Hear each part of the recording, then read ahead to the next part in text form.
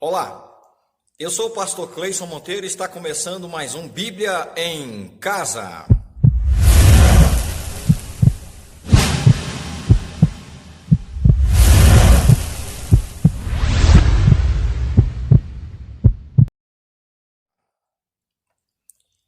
Pois bem, nesta feita quero tratar de um assunto um pouco interessante, porque é um detalhe, e eu gosto muito dos detalhes na Bíblia. Os detalhes, eles nos ensinam muito e às vezes passa desapercebido porque estamos focados na mensagem principal e central dos textos que lemos. Não estamos errados nisso, mas é importante adetermos aos detalhes. Eu quero ler um texto que a chamada do vídeo diz tudo aí. Golias não estava sozinho. Golias, ele tinha um ajudante contra Davi, e isso é interessantíssimo. Eu quero ler aqui, primeiro livro de Samuel, capítulo 17 e o verso 40, diz assim a palavra de Deus: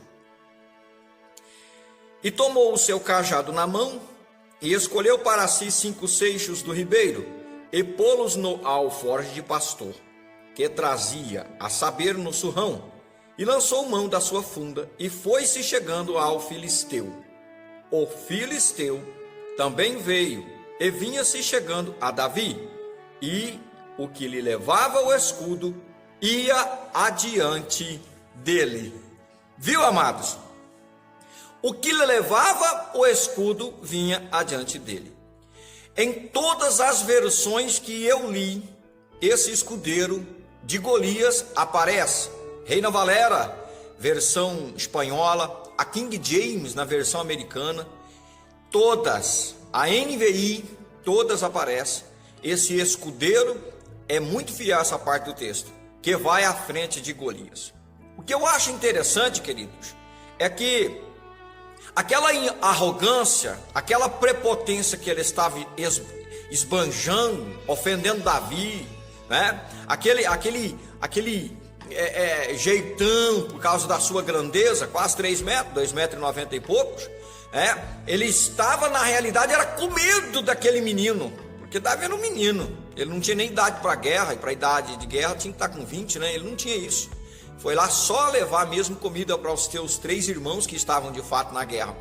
Mas quando ele vai com aquela funda, tá aí a funda para vocês verem, que é uma espécie de estilingue, só que sem a forquilha, né? Ele enrola uma parte no dedo e segura a outra parte com o polegar, e roda, e depois solta uma parte e sai uma pedra que não é forte, é uma pedra que mata pequenos animais, coelhos, algumas aves, né? E Davi fazia muito bem o uso disso. Lógico que eu entendo que quando essa pedra é lançada, a intervenção divina entra em cena, porque Deus queria contar com a força de um guerreiro e a coragem de um guerreiro que enfrentasse Golias, e Davi foi esse guerreiro. Quando ele lança essa pedra, eu acredito piamente que a mão de Deus entrou em cena aí, o poder de Deus entrou em cena aí, e essa pedra ganhou uma força sobrenatural para fazer o que fez. O caso é que Golias estava com medo.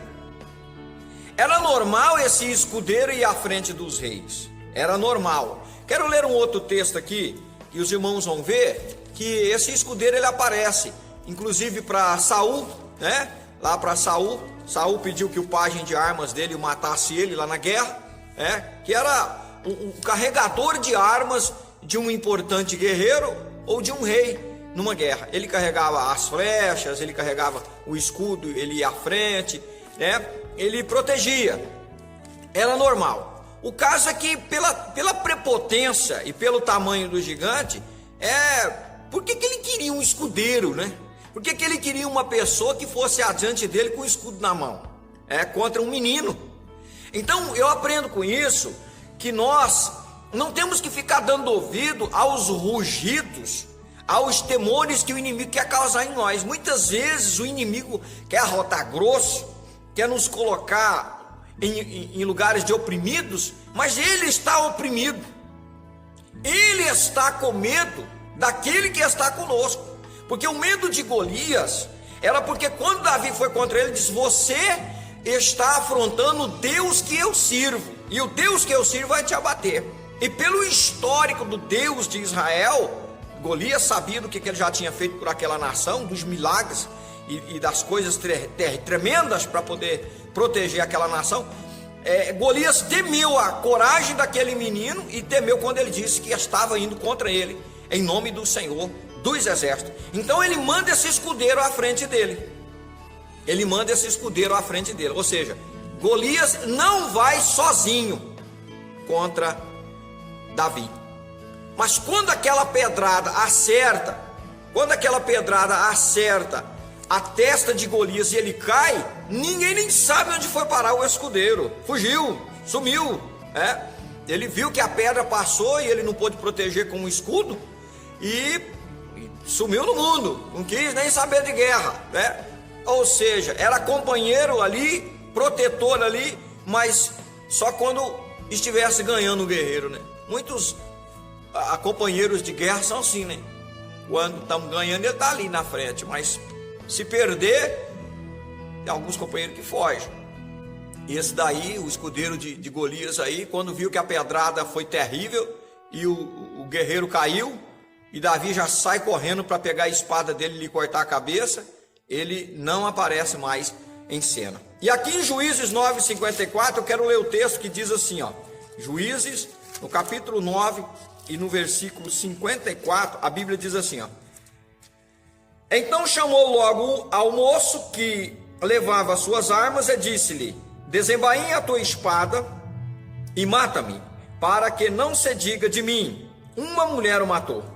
E o moço o atravessou e ele morreu. Isso aqui é o rei Abimeleque, O rei Abimeleque, que essa mulher lançou uma pedra de cima de uma torre na cabeça dele, e ele estava ali, morre, não morre, chamou, viu aí? Chamou o escudeiro dele, vem cá, me mata. Quer dizer, ele tinha ido para a guerra, contra essa cidade, contra esse povo, e ele tinha também esse escudeiro à frente. Então ele na condição de rei, na condição de guerreiro, eles tinham. Mas o caso é que Davi poderia ter também. O caso é que o que me chama a atenção é que pela prepotência e um homem de 3 metros, com tanta arrogância no falar, já há 40 dias que ele desafiava, de manhã e à tarde, o povo de Israel, dizendo: não há entre vós um homem que me vença, Então, o que me chama a atenção não é que isso era permitido naqueles tempos, ter um escudeiro e ir à frente e tal. O que me chama a atenção é este homem, o Golias, ele querer, porque se é um menino, se é um baixotinho que está vindo lá, raquítico, com a funda na mão, então ele, um guerreiro, uma espada terrível, uma lança na mão, cheio de armadura, 3 metros de altura, por que ele quer um escudeiro que vai adiante dele?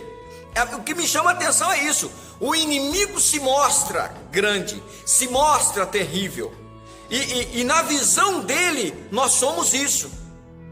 Na visão dele nós somos aquele que vai detê-lo, aquele que vai barrá-lo. E às vezes a nossa visão é de pequenez, é de fragilidade, como nós vemos no Davi. Mas o que nós temos que entender é que o inimigo sabe que aquele que está conosco e que vem conosco é maior do que ele. E era isto que Golias via em Davi. Quando viu a disposição daquele menino querer combatê-lo com uma funda na mão, ele pensou: tem mais alguma coisa nisso daí. Não é possível. Uma funda. Tá cheio de soldados aí na retaguarda aí, que há 40 dias aqui eu estou berrando, com lanças, com tudo, e não quer vir contra mim. Agora esse menino, tem mais. Vai lá, escudeiro, vai lá na frente. Entende, irmão? Com medo. Então você tem a força de Deus na sua vida, o inimigo sabe disso. Não se sinta oprimido, não se sinta, muitas vezes nós nos sentimos um gatinho e parece que o inimigo é um cão bravo, e a gente está ali num canto, oprimido, não sabe para onde ir. Não é verdade. Somos o povo de Deus, Deus está conosco, o inimigo sabe disso. Ele pode rotar grosso, ele pode esbanjar os seus falatórios, ele pode dar palavras que queiram nos oprimir, nos deixar depressivos, mas ele sabe que se temos coragem e se vamos para a guerra, ele vai perder. E a vitória é nossa sempre, no nome de Jesus. Amém? Aprendamos mais um pouquinho da palavra de Deus aí. Golias não estava sozinho contra Davi, mas Davi não estava sozinho contra Golias. Deus era com ele, assim como Deus é com você neste dia. Que Deus vos abençoe mais uma vez. Até a próxima!